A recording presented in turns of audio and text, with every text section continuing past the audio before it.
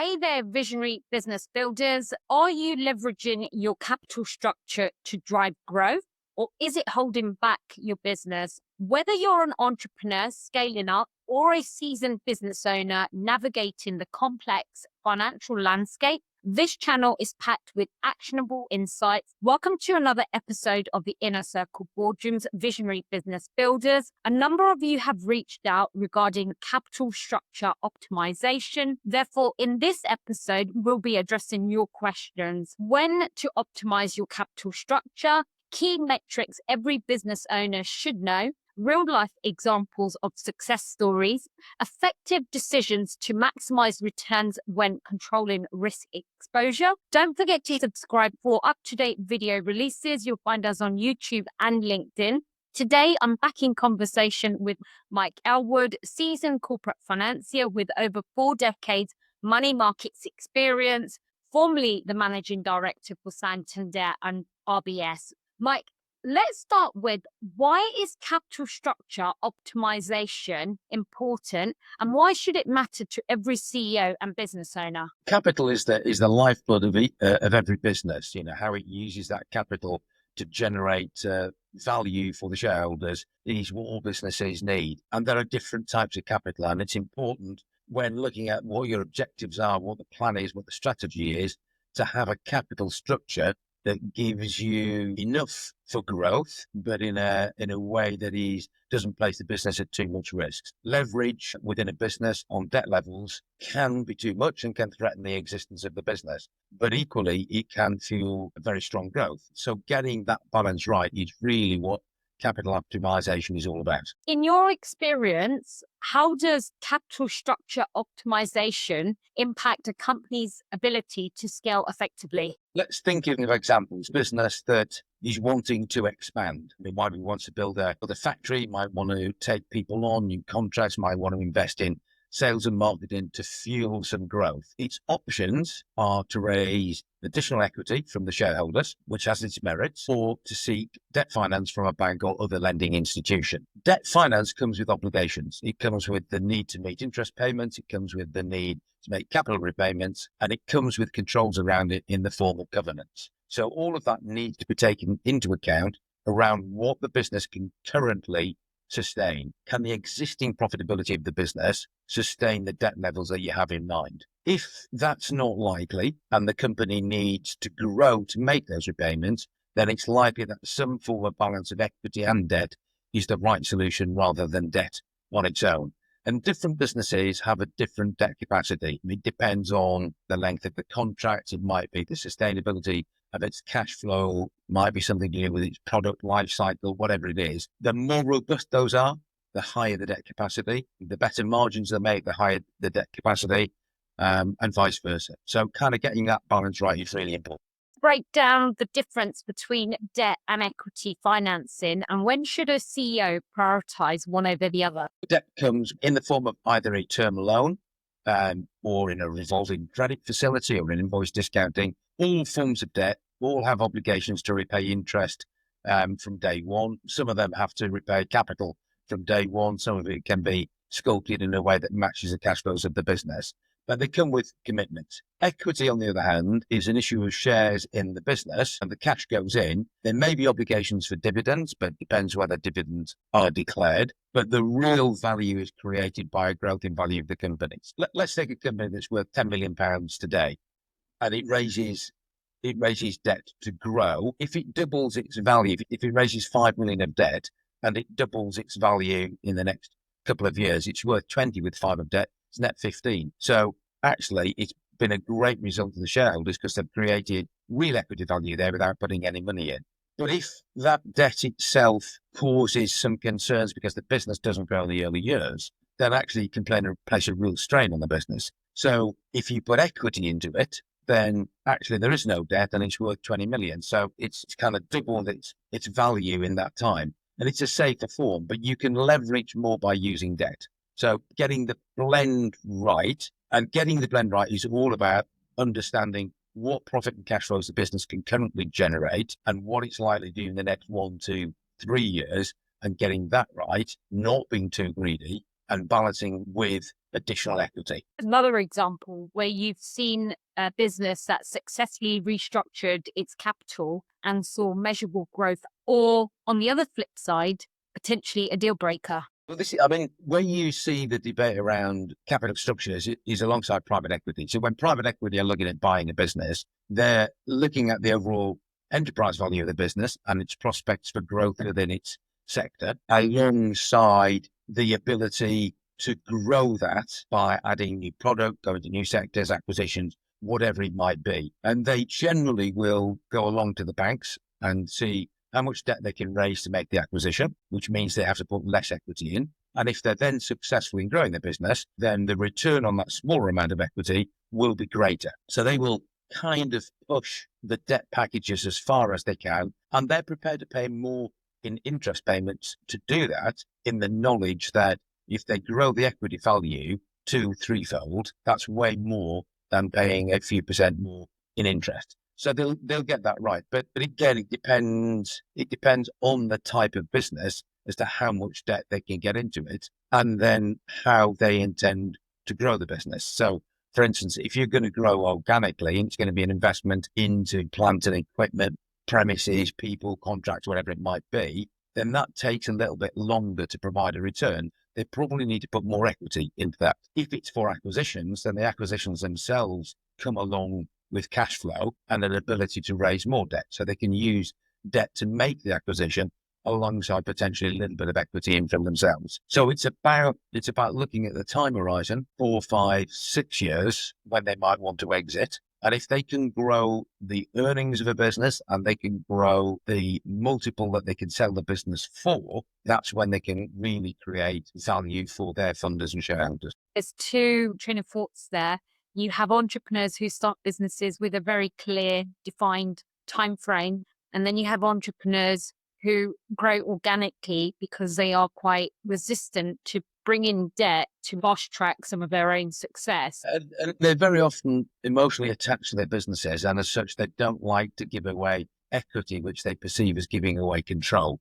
And of course, you can have minority investments, but they want to retain as much of the equity as they can. So they'll use everything at their disposal to avoid being diluted, seeing that their eventual return will come from a sale of the business. So they just spend all their time looking to grow it. I think it's also a bit like a wealth plan for them. So they use that as a form of income as opposed to thinking of it as a business which they could sell on and therefore probably even, double what they're actually taking from today's. You're right. And it does come down to legacy. It does come down to time horizon, because there are businesses out there that I've seen that are where families own them. They want to retain control for a long time, and they see it as an ability to derive income for the family through dividends, perhaps. And that's when you can use that in a business that's been profitable, isn't particularly over leveraged.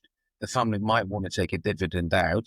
You can provide some debt for a dividend to be taken out within certain risk parameters. The business generates the cash and repays the debt that's been taken on for that dividend, and you can repeat and do it again and again and again. And if it's a business with longevity and is very sustainable, then it can be a pretty consistent form of income for a family to generate its wealth, rather than having to sell it and taking the capital. So it depends on the emotional approach of a family as to whether they want to keep the business within the family or whether they're happy to exit and just take the capital. So I do recall a European family who were involved in cinemas. The business was worth 100 million or more, a very valuable business. And they sort of reached the point, they were brothers, sort of reached the point where they thought, we want to sell the business and move on. We've run it for a long time. So they then got into if we get 100 million for the business, what do we do with the 100 million?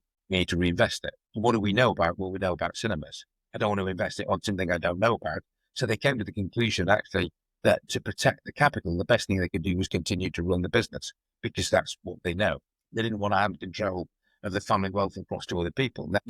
Other people might say, yes, you should diversify. I think they had other assets, they've got wealth, but it kind of takes you around the cycle of, if it's a business you know well, you can run it well, then actually generating dividend income out of that can be the right answer for your particular business. Just want to go on to talking a bit about navigating economic cycles. And we have had some questions around these, so I want to make sure that we address those. Understanding some of the common pitfalls of debt and equity financing and when it's optimal. Debt capacity is all about the ability of the business to generate cash flow to service interest payments and capital repayments. And you want some headroom within that because there are always things that happen outside of your control that need to be addressed. Some unexpected capex that you need, something around tax that you've missed, something in working capital that changes. So you always need to leave some headroom in. But the first thing to do is establish what cash flow the business can generate over the next number of years, and then put together a debt package that probably uses 50-60% of that, and then work out what quantum that gives you. Beyond that, if you leverage a business too far, then actually you're at risk of breaching covenants in a debt facility. Whilst lenders will look to be supportive of the business, they're backed it after all, you are at a stage then where you're beginning to lose control of the business, and in the worst circumstances can be taken away from you and restructured. So that's why it's important to get the debt component of that right. Equity, on the other hand, if you're providing it, then you're still in control of your business. If you're taking in an external investor and getting the shareholder agreement situation is absolutely fundamental to making sure that your interests are aligned with the new investor and that the kind of rights and controls and monetary interests are all properly protected. But that doesn't have the same short-term risk of breaching covenants that a debt facility would. So that balance is absolutely critical. Are you able to share some best practices for optimizing capital structures during different phases of economical cycles? I think it's understanding the cash flow of your business. And that might sound a simple thing to do, but they're quite dynamic. Things change a lot, and getting to the timing and the detail where working capital might be a large component is a critical part of that assessment. So you need a good finance person who is able to accurately predict what a level of trading, turnover and profits will actually turn out in the form of cash, because it's cash that you need to be able to service any debt obligations that you've got. Businesses always fail because they run out of cash. That's just the way the world works. So being really on top of what the cash flow is, what can affect it, is a critical point in being able to structure the right capital pieces for your business. What are some of the biggest mistakes you've seen companies make during periods of high interest rates? Taking on too much debt. I mean, kind of not, very often people will say interest rates are high now, they can only come down, and they don't. And the thing with interest rates is it begins to eat into your cash flow at a time when maybe trading is tougher. So you can't generate more in turnover, you can't generate more in profits. So the interest charge is taking more of the profits that you can generate. That's why getting that leverage level right is absolutely critical. So that's one of the issues. Some of it is around the wrong assumptions around capital expenditure and thinking, we can survive by not spending any money for the next year or 2 years or 3 years, without realizing that begins to affect the attractiveness of your business. So take something like restaurants, and they don't invest in the restaurant itself. It becomes less attractive, looks a bit tired. What happens then? Well, turnover starts to drop. Chase turnover, you cut margins. Actually, all of that places pressure on the business to service the debt that you have. So actually understanding that CapEx is a big part of cash flow forecasting, and making sure you've got enough for it, making sure you've got enough for tax payments is again critical, because any mistakes that you make there will make it much harder to service the debt obligation that you've taken on. Valuations, do you think that is something that people lose sight of? Valuations, I think we've touched on this in previous ones. Valuations are very emotional. It's like your house, when property values fall, everyone's house on the street has fallen apart from yours, and you still hold out for what it was worth 18 months ago. Business valuations are the same, and people will hang out for unrealistic levels of valuation without realizing that either the future looks more uncertain and therefore growth slows or goes backwards, and in such circumstances, your business is going to be worth less, or other factors have already started to impinge on your profitability. So being realistic around the valuation of your business is really important. And the way to do that is to track what's happening in your sector. Look at the multiple that businesses are going for in your sector, understand where we are in the cycle, understand how you might be able to present your business in terms of growth. And if you're looking to sell and maximize the value, then timing of how you do that is important. I think I've said on previous ones, you should be thinking 2 years ahead before you're selling your business to achieve the best valuation for yourself. Just what are some of the common pitfalls when approaching financial structures during business scalability? I think overestimating growth is in a lot of, so kind of looking at debt and how it can help you grow your business against a set of very optimistic projections. And it's not wrong to have that ambition. What's wrong is to gear the business up in debt capacity alongside that optimism. Because as I've articulated earlier on, the pressure that can put on the governance and the performance and the cash of the business can be too much. So, have in your mind, 3 cases. What is the best case? Because that's what you're aiming for. That's why you want to grow your business, is the best case. That optimizes the value of the business, and that's why you're doing it. So have that in mind. But when you're looking at how you can service the debt, have the downside case. What if things don't go to plan? What if things underperform quite a bit?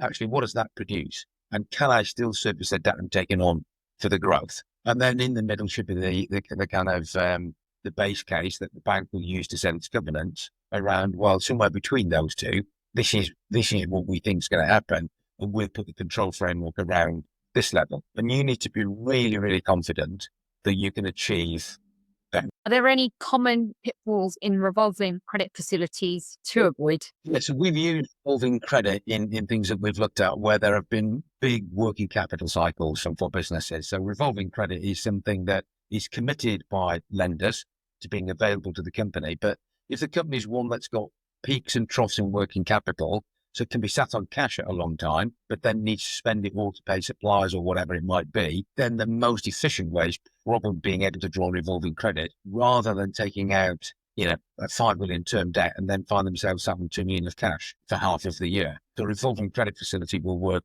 better for them in those cases. Still the same, still have still control framework that the bank or lenders will want to utilize, but it just allows the business to match the receipt of its cash flows against its liability commitments in a more efficient way. And so that's why we've used revolving credit. We hear a lot about hybrid financing. Mike, can you explain what it entails and why it should be a game changer for growing businesses? So I think by hybrid financing, it's kind of the use of either mezzanine within a facility, or it's the use of a unitranche, which provides, as it suggests, it provides debt, mezzanine and equity all in one go. And this is looking at providing what is a debt instrument. It has different characteristics. So it might be more than you would usually provide to a business on debt. And therefore, the increased risk you're taking is compensated for by, first of all, a higher interest rate. But if you think about my earlier comments, you can only go so far with that before you exhaust the cash resources of the business or the cash flow of the business. So it will have, the mezzanine will have something, and will have a PIK requirement, payment in kind, which means the interest accrues but isn't necessarily paid, and is paid when it can be paid. And there might be an equity payment. So they might take a warrant or an option in the business, which gives them a return from the increase in value in the future of the business. So the provider of a hybrid facility is getting part interest payments, it's getting deferred interest payments, and it's getting an upside when the business might be sold or refinanced sometime down the line. And all of that together will give them an IRR of something like 15, 16%. Really blends together what is the cheapest form of financing, which is debt financing, with the most expensive form of financing, which is equity financing. And it blends it all together. Those businesses need really good, strong, predictable cash flows. And if they have that and you're looking to grow it, then they can be appropriate. But again, it's for the directors of that business to be really comfortable on what the projections look like and what the cash generation looks like and their ability to meet the covenants and the control framework. How does mezzanine finance and traditional debt compare when one might be more advantageous than the other? Using debt and mezzanine and maybe a bit of equity financing achieves the same objective as a hybrid. The difference being that if it's hybrid, it's generally provided by one party, and therefore the documentation is a bit easier to manage. Whereas if you are doing debt, mezzanine, and equity, that could involve three parties. So three sets of lawyers working on the documentation makes it more complex, makes it a bit more difficult in restructuring phases. You've got different parties to address. Whereas if it all comes from one provider, it's a simpler process to manage. I'm not going to say it's a better process, but it's a simpler process to manage. Can you give an example of a business that's used hybrid financing model to successfully balance its risk and reward? I mean, it went wrong in the end with HBOS integrated finance, but that was a good example of initially, I think it was aimed at a good part of the market, the mid-market, good solid businesses that didn't necessarily want to sell out to private equity, but they used companies' flows to generate more in a debt package, and it was debt and mezzanine combined, and that allowed businesses to grow pretty quickly. A lot of house builders used it when it first came on the scenes. There are good businesses that use them, provided they've got very visible, very predictable cash flows. The HBOS integrated finance product, unfortunately, I think started to take a quantum of risk and a quantum of debt in single transactions that was probably unwise. I got caught in the whole liquidity crisis in 2008, 2009. In fact, they were a bit earlier. I think they were right at the beginning of it. But the product itself, actually, I think the product can work at the right market with the right companies, but they took it a little bit too far. But all the companies that use that are a good example of how you can fuel growth or take control of the business without diluting equity too far. Those watching that have typically used traditional financing and probably not familiar with the hybrid financing, do you want to give us a bit of a synopsis around what each of those ones do? Well, so debt financing is your starting point, and mezzanine just adds a little bit more to it, a little bit more expensively. Hybrid financing is the two combined and takes the average pricing. So the debt component looks a bit more expensive, but the mezzanine piece is a little bit cheaper in comparison. So they're all very similar and really are worth considering if you're looking to grow your business. What you need is somebody to help you navigate the process and providers. So there's one thing understanding what the product is and navigating how that might be used in your business, whether it's safe in your business. The next piece is then working out who the providers are and whether they're the most appropriate partner for you.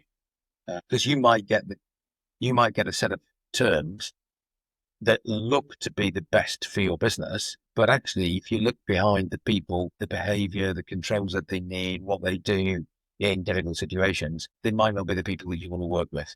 So actually blending terms, process, and people is quite important. Touch on the importance of equity financing during business transitions, such as succession planning for an exit. Do you want to talk a bit about the crucial role of equity financing in ownership transitions?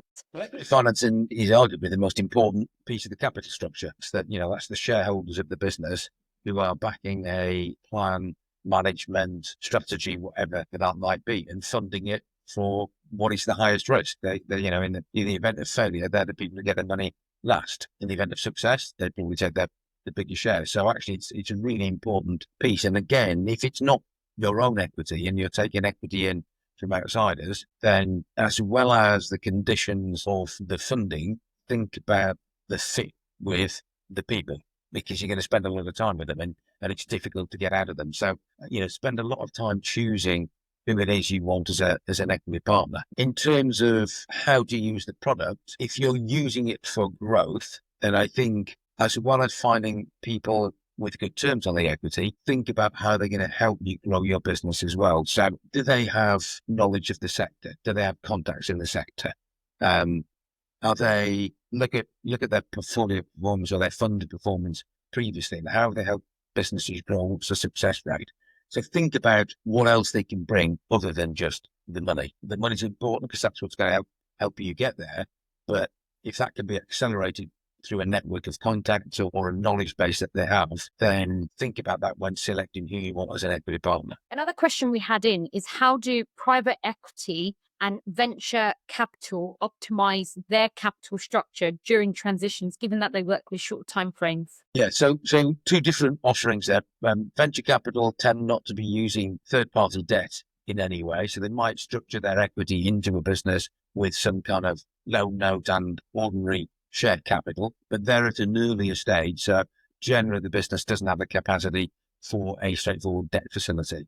Private equity, they're different. They will be looking to leverage the acquisition with debt as far as they can. So this goes back to looking at the cash flows of the business. What can it stand quite safely, and then making up the acquisition price with equity, ordinary shares. So typically you're looking at a 60% debt, 40% equity structure when buying a business, when private equity get involved.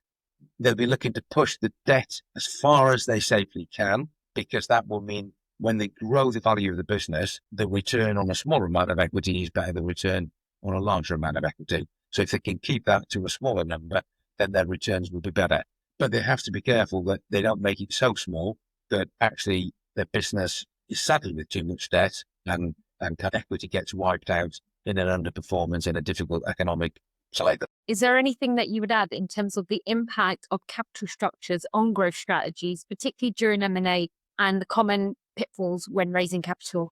All about understanding what the cash flows are and putting that into your debt facility, the cheaper form of capital, and getting the most appropriate debt facility that you can. That's potentially it charges interest in the early days. You might get a capital holiday with it. You might then step up repayment over a period so that as the business grows, it can afford to pay more back, and you end up with what's known as a bulk repayment at the end. So the debt facility is structured optimally to follow the growth of your business. But there will also be a level where the safety of the debt is reached, and you then need to add equity to make that business acquisition. So kind of working hard on that structuring and understanding the flows of cash, the tax payments, the CapEx facility, whatever it might even be vendor deferred payments in there, all got to come out of the generated cash for the business. So getting that balance right, why advisors are there to help navigate that, to do the financial modeling and make sure that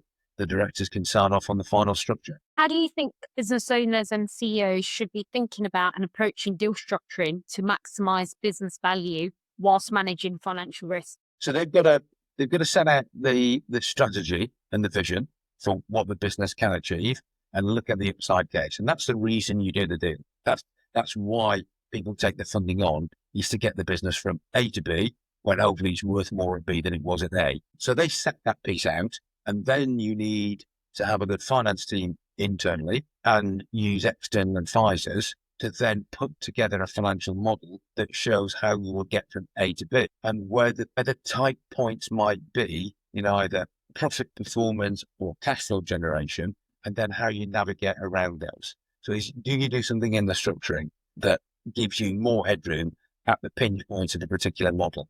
But you have to build the model to go through that. But that should be done by advisor and finance team. CEO is actually setting out what the vision is, what the objectives are for the financial model to be built. What financial metrics, in your view, should a CEO monitor most closely when assessing their capital structure? It's a whole suite. You can't boil it down to one or two. Start thinking about what it is you're going to do. So if you're growing the business, then you want to know about turnover growth. So you want to know that the business is going to grow at the level that you forecast for the debt and the structure that you've taken on.